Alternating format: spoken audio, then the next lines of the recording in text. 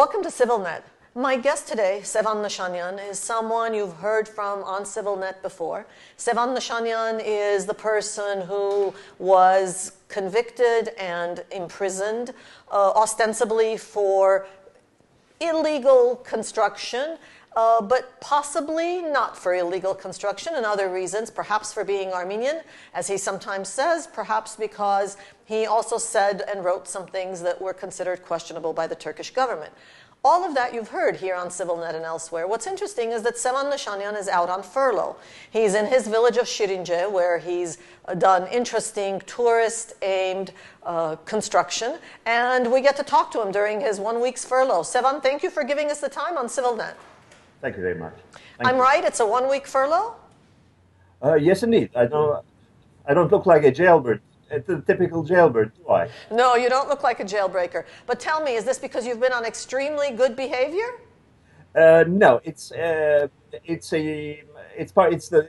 standard legal system according to a law which was passed about 2 years ago, that prisoners in low security open institutions have a right for a furlough every 3 months, at the end of the first month, and then thereafter every 3 months, once every 3 months. So I will be out again on the 2nd of May for either 5 days or 1 week.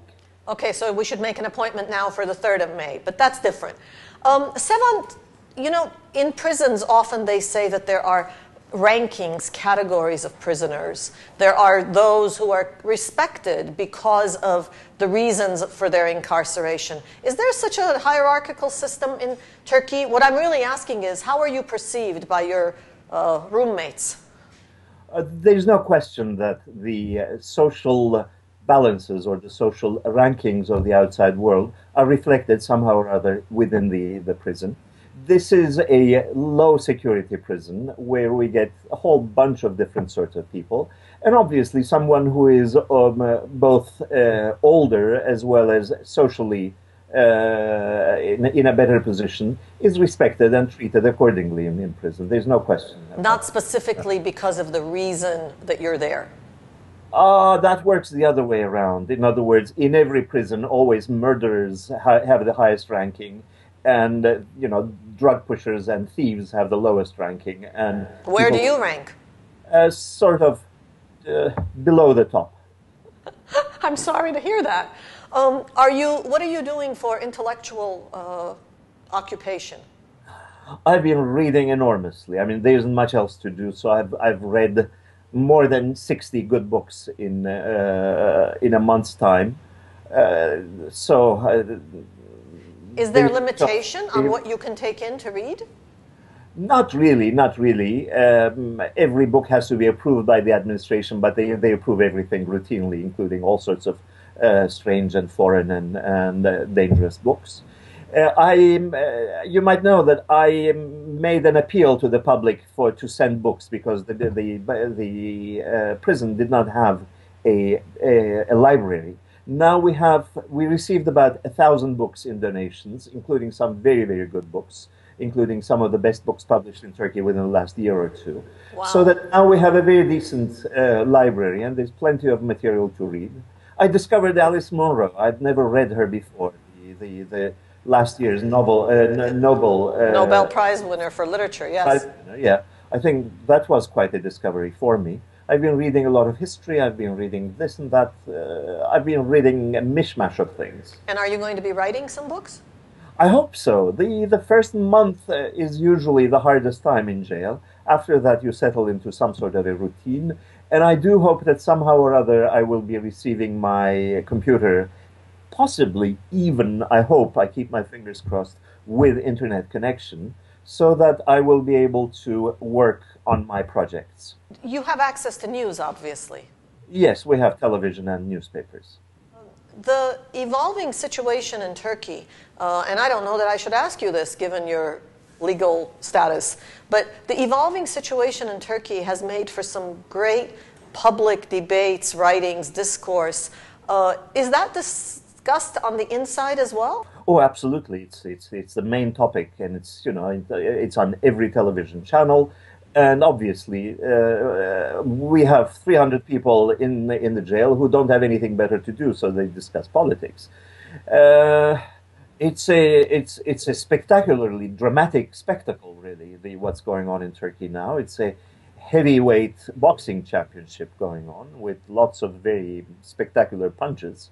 Do I know anything better than you do? I doubt it. No one can really call the bets in this game.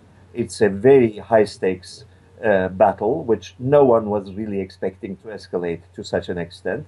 And you know, when you look at it from the point of view of your usual concept of how a government stands, or your background in political science, the government of Mr. Erdogan is not supposed to survive. But on the other hand, the man is a spectacular fighter, and he might pull through. It's strange, but he might even pull through.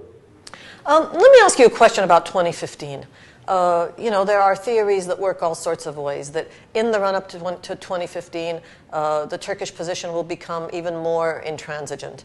Or in the run-up to 2015, the Turks will try to do something that is somewhat face-saving, and whatever that something is can only be good for Armenian-Turkish, Armenia-Turkey relations. And lots of theories in between both of those things. Do you have a theory? They will probably do both. In other words, that's a style that the current Turkish government has perfected to an extraordinary degree. In other words, they will speak with a cleft mouth. In other words, on the one side, they will be making some noises towards reconciliation and greater friendship. On the other hand, they will also keep a big stick. And I do suspect that my case is somehow or other related to this policy. In other words, their attitude is, on the one hand, hand out something of a carrot, and on the other hand, make sure that you see they also have a big stick in their hand. You have a camera and a microphone before you, and the world is listening. Is there anything you want to say? Anything I should have asked you? Not really. Turkey is a country which has great difficulties with the notion of human rights, with the notion of a civilized legal system. However, it's a country which is also evolving very fast. It has a highly dynamic and increasingly educated public. And I do think that in the long run, it will be a better place, a more democratic, more liberal place to live in than it is now. So what we are going through, what we are experiencing now, is just part of a long and difficult battle to establish a more humane, more civilized, more globalized Turkey. Thank you. It goes without saying we appreciate deeply your giving us this time during your very precious week. Thank you for speaking with us. We wish you patience, luck, success, and we look forward to talking to you again very soon. Thank you very much. And thank you for following us on CivilNet.